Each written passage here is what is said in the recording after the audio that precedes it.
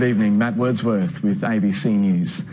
As Immigration Minister, Scott Morrison agreed his department should try to delay ASIO security checks for asylum seekers.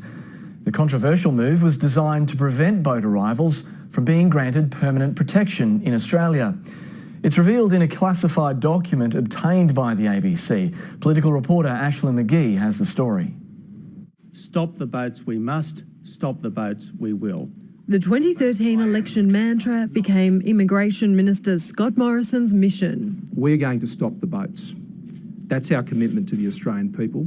And to do that, he revived a Howard-era policy, killing off the dream of a new life in Australia.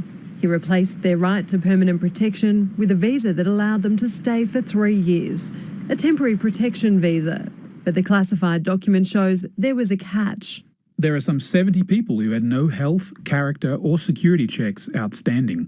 There is approximately a further 620 people who have had most of the additional checks completed. The minister wanted an out to prevent them settling. One was to tightly manage final checks for this cohort. The Secretary has written to the Director General of Security to request that ASIO aligns the processing of security checks. In plain English, they requested ASIO process boat people last. Without this, some 30 additional security clearances a week could be expected. Scott Morrison signed up.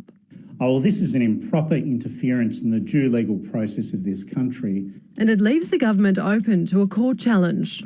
We are studying the detail very carefully, but cannot rule out a legal challenge. Scott Morrison's tough stance was no secret, but Operation Sovereign Borders was shrouded in it. What these documents reveal is just how far the minister was prepared to go to prevent a single asylum seeker calling Australia home. When he was the Minister for Immigration and Border Protection, he stopped the boats. He did an outstanding job in securing our borders. Everybody in Australia knew that the government was absolutely determined to stop the carnage at sea. ASIO wasn't bound by the request, and it's not known whether they complied with it. Ashlyn McGee, ABC News, Canberra.